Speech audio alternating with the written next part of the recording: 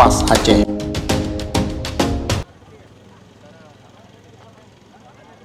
Assalamualaikum warahmatullahi wabarakatuh.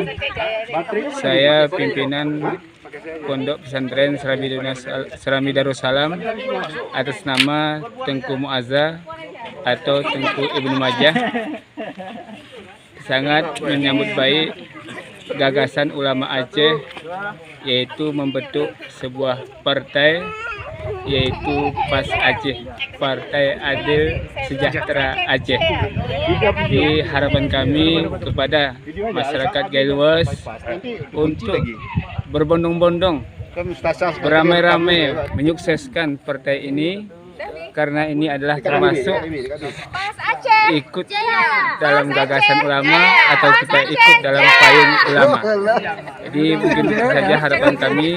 Saya akhiri. Assalamualaikum warahmatullahi wabarakatuh. Terima kasih. Para pendukung partai PAS Aceh, subscribe channel kami. Assalamualaikum warahmatullahi wabarakatuh.